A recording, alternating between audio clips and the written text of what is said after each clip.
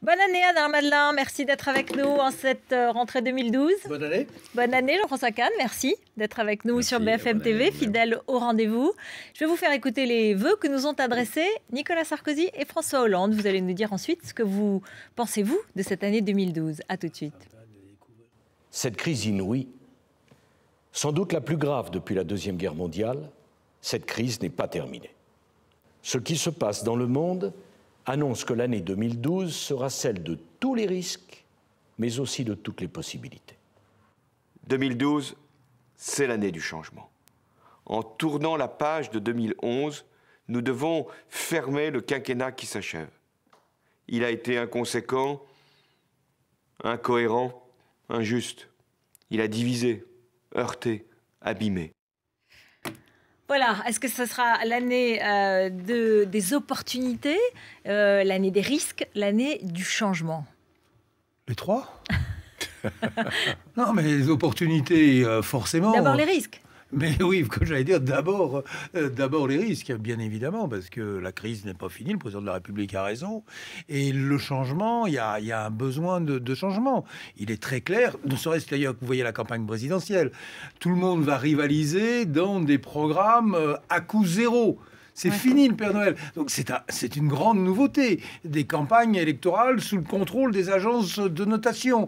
Donc c'est un énorme changement dans le discours politique. Le président n'est jamais sous le contrôle des agences de notation. Bien sûr. Bon. Comme le général de Gaulle, la politique, la France ne fait pas la corbeille. Bon, il faudra être très rigoureux. Et puis on sent bien qu'il y a toute une façon de faire de la politique qui arrive au bout du rouleau. C'est-à-dire que plus de démagogie, plus de petites phrases, écoutez, plus c'est quoi? Les campagnes présidentielles, vous arriviez avec une liste de promesses que l'on chiffrait, et on trouvait ça normal de chiffrer 5 milliards, 10 milliards, 20 milliards, c'était normal de dépenser. Ben ça c'est fini. Maintenant ça va être un concours, j'irais presque dans l'autre sens, à celui qui va le plus serrer la ceinture, et je l'espère, celui qui va proposer le plus de se retrousser les manches, c'est-à-dire de libérer un peu l'appareil productif dont nous avons impérativement besoin pour payer la facture de nos dettes. On va s'ennuyer, Jean-François Kahn. On va s'ennuyer, non? Il y a un risque. Il faut dire que j'ai regardé Hollande et je n'ai pas senti l'amorce du tsunami de l'enthousiasme collectif. Mais peut-être je me trompe. Je veux pas... Ah non, c'était effrayant. Non, franchement, c'était effrayant. C'est une image sur Internet, donc bon. En ce qui concerne Nicolas Sarkozy, est-ce que vous vous souvenez des vœux d'il y a un an? Les vœux d'il y a un an, c'était... Nous rentrons dans l'année de l'espérance, le chômage commence à se réduire, la croissance repart, l'Europe a su faire face. Très bien, on peut se tromper, très bien.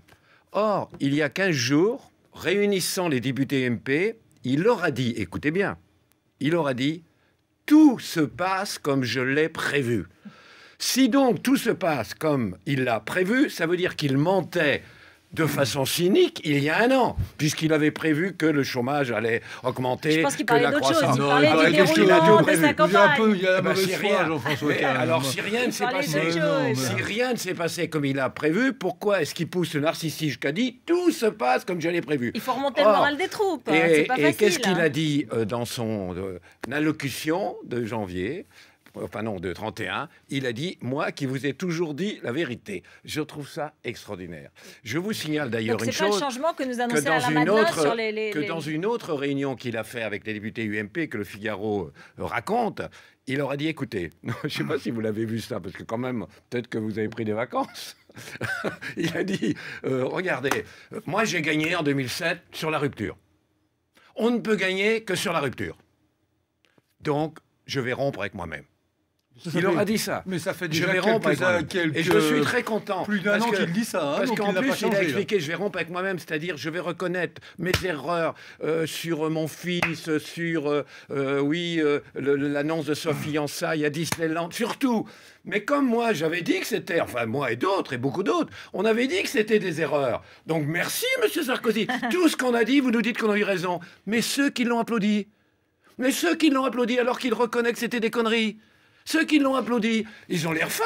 Non, mais ce qui est sûr, Jean-François Kahn, c'est que Nicolas Sarkozy soignera son entrée effective en campagne, qu'il aura des propositions assez novatrices et que, d'une certaine façon, il fera rupture avec lui-même et qu'il se présentera avec un vrai changement. Car c'est vrai d'ailleurs, l'exercice du pouvoir pendant 5 ans, ça change un bonhomme. C'est déjà visible dans ses vœux. C'est déjà visible dans les vœux quand il parle de crise inouïe, je crois que c'est visible, de discours de vérité. C'est visible depuis de nombreux mois. Il y a un nouveau style présidentiel. On peut dire. Allez, je vais abonder peut-être dans le sens de Jean-François Kahn. On attendait qu'il y avait un début, un président qui avait du mal à rentrer dans la fonction. Il est rentré dans la fonction, il n'y a aucun doute. Il a annoncé 4 fois qu'il avait changé déjà. Ah, mais et c'est pas fini sans doute. Mais c'est sans doute pas fini, mais c'est pas mal non plus de changer. D'ailleurs, il y a des tas de politiques, je souhaiterais qu'il change un peu plus. Cela dit, vous savez, pourquoi on peut pas le faire un procès? Peut-être qu'il va changer. Vous savez, vous avez vu que l'affaire Karachi rebondit. Je sais pas pour en parler que je vous dis ça. L'affaire Karachi. Vous avez le droit. Non, c'est pas ça. L'affaire Karachi rebondit. Bon, de toute façon, c'est clair qu'il a menti quand il a dit qu'il savait pas qui était pour ça. Moi, je n'aimerais pas que cette affaire-là ou une autre affaire ou quoi que ce soit joue un rôle dans la campagne électorale. Je l'ai déjà dit, mais je le répète. C'est-à-dire, au fond, il est le sortant. De la même façon qu'on doit juger Hollande sur ce qu'il propose, ce qu'il ne propose pas, ou sur la crédibilité, on doit juger le sortant sur son bilan.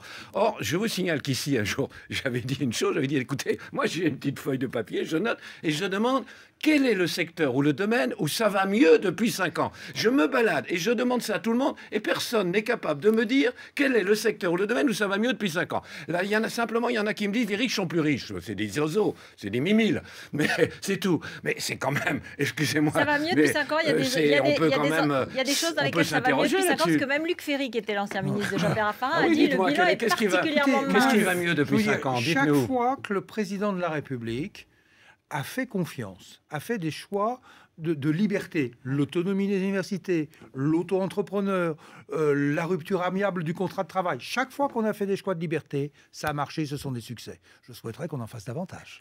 Ça n'est pas suffisant pour vous. Moi, j'ai soutenu certaines de ces réformes. Je les ai soutenues, mais on ne peut pas dire encore que ça va mieux. J'ai dit, qu'est-ce qui va mieux? Alors, si on me dit c'est la crise, entre nous, on me dit c'est la crise. Et c'est vrai. Attends, il s'agit, là aussi, je le répète, quand on dit il est responsable de l'augmentation du chômage, je n'accepte pas ça. Ça, c'est la crise. Mais excusez-moi, l'augmentation incroyable de l'immigration. 110 000 rentrées légales à la fin de Jospin, on est passé à 220 000. L'augmentation des violences aux personnes et des cambriolages, c'est pas la crise. Il n'est pas responsable. C'était la minute Front National de Jean-François Kahn. On n'a pas le droit de le dire, ça, parce que ça gêne, on n'a pas le droit de le dire. Ou la loi sur le commerce qui a fragilisé le petit commerce, alors justement, le commerce de proximité. Ou le renforcement des inégalités, c'est la crise. C'est la crise. Quand même, il y a des moments... Moi, je sais bien que je m'étonne que dans les médias, on dise pas des choses comme ça. Ce qui est sûr, pour revenir de façon raisonnable, c'est que... Qu'est-ce que vous voulez dire par là? Parfois un peu d'outrance. Ce qui est sûr, c'est que... Peut-être d'ailleurs à tort d'ailleurs, mais la France a plutôt mieux que bien d'autres pays traversé la crise. Nous n'avons pas eu les serrages de ceinture, les baisses de salaire. Le pouvoir d'achat a continué d'augmenter et même le chômage nous a relativement épargnés par rapport à d'autres pays. Donc je crois que le président de la République qui conduit le bateau France pendant la crise, a été plutôt un bon président de la République.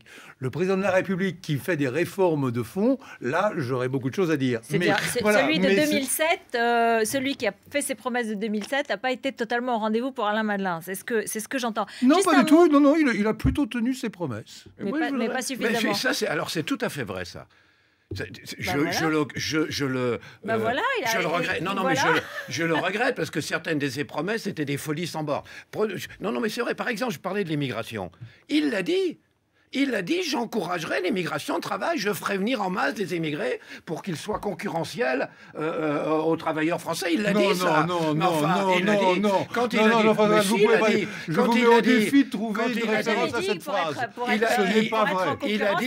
Il a dit que si on travaillait pas plus, que si on travaillait autant, on ne serait plus jamais augmenté, puisqu'il fallait travailler plus pour être augmenté. Il a tout dit. C'est de la caricature, ce que vous dites. Il n'a pas dit qu'il fallait travailler plus. Il n'a jamais dit qu'il ferait venir massivement des plus. immigrés pour venir faire Et c'est concurrence quoi à la baisse sur l'immigration les de salaires travail? français. C'est de la blague. Mais ça, c'est votre commentaire. Mais ne mélangez pas le commentaire et le Mais fait. c'est quoi le Ce n'est pas honnête, Jean-François Kahn. Alors moi, je vais vous dire, quand M. Hortefeux envoie une liste de 75 professions à tous nos ambassadeurs en leur disant qu'il faut venir de Oui, la enfin, vous avez vu que Claude Guéant des a beaucoup travailleurs reculé immigrés. sur ces listes. Hein. Ce Il a l'air- Ce ça a n'est été pas fait. tout. Ça ne se, Bon, on ça ne se s'éloigne. fait pas Est-ce comme que- cela, Jean-François Kahn, sur cette question. Ça se fait à tort ou à raison. À mon avis, c'est à tort.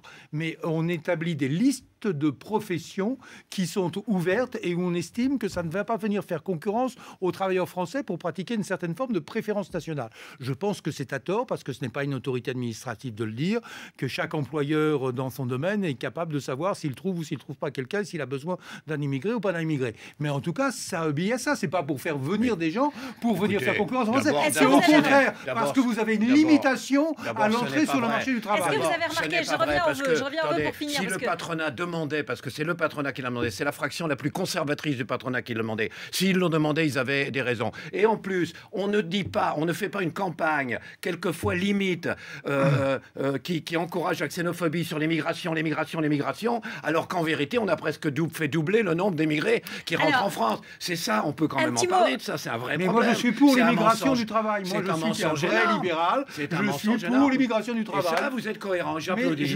mais Et parce que j'applaudis. Vous le êtes droit cohérent. d'immigrer est un Mais droit vous faites pas- fondamental. Mais vous ne faites pas un discours xénophobe à côté. Si vous trouvez Je un vous emploi, si reconnais vous ne ça. trouvez pas un emploi, c'est un autre problème. Car à ce moment-là, vous pouvez être à la charge de la communauté nationale, du pays dans lequel vous êtes accueilli. Mais l'immigration du travail, c'est un plus collectif. Alors, est-ce que vous avez remarqué que les deux candidats, Nicolas Sarkozy, le président, et François Hollande, le Il y candidat... en a d'autres, hein, je vous Oui, je signale. sais bien, mais je parlais des vœux des deux. Ils n'ont pas parlé d'Europe dans leurs vœux. Non, Ils parce n'ont que quand le pas parlé de journal- l'euro, Vous ça savez, fait peur, ça y est, c'est Vous trop savez que j'ai dur. dirigé c'est- un journal. Eh bien, Oui. quand à chaque fois qu'on fait une une sur l'Europe dans un journal, quel que soit le journal, les ventes dégringolent. Ah voilà. Et au Alors su- qu'on est en pleine crise de la zone euro et Et- en pleine crise Mais européenne. au surplus, ce qui est assez frappant, c'est que dans tous les grands candidats, je ne parle pas des candidats extrémistes, mais dans tous les grands candidats, vous avez plutôt un consensus sur l'Europe. fait. Ils disent à peu près la même chose. Oui, mais Donc est-ce- c'est pas un Il n'y a pas que sur l'Europe où ils disent à peu près la même chose. Je donne le point à Jean-François Kahn. non, bien sûr. Non, mais c'est frappant. Alors qu'on était en plein dans la vrai. crise européenne avant les vacances, enfin avant la fin de l'année, on recommence l'année 2012 comme si les enjeux européens, il Non, fallait mais- pas trop en parler, que c'était un peu dérangeant, que ça se fait Mais pas. l'enjeu que européen, ça fait peur. aujourd'hui, l'enjeu européen, c'est essentiellement la crise de l'euro qui n'est pas terminée. Bah oui. Nous n'avons toujours pas les moyens. Le FESF, le Fonds européen de stabilité financière, maintes fois annoncé, n'est toujours pas en place. Et les échéances des pays qui ont comme la Grèce ou comme l'Italie ou comme l'Espagne, qui ont des obligations à placer sur le marché en janvier et en février, avec des montants considérables, on ne sait pas qui va les prendre. Voilà. Hein, donc le problème est toujours devant nous. Donc C'est-à-dire l'Europe, que- c'est l'euro en Il réalité. y a une autre raison, il y a ça, il y a une autre raison. C'est qu'on a tellement menti. Alors, je ne sais pas si on a menti volontairement. C'est-à-dire, les huit fois, on a dit on est sauvé, c'est formidable, on a un plan On peut génial. plus- on peut plus que rien les dire. gens ne croient plus en rien. Et ils ont pris conscience que les gens ne les croient plus et qu'ils préfèrent ne plus rien dire parce que les gens ne les croient plus. Merci beaucoup. Merci d'avoir été là pour cette première émission de l'année 2012. On se retrouve la semaine prochaine et c'est le 20h d'Alain Marchal tout de suite.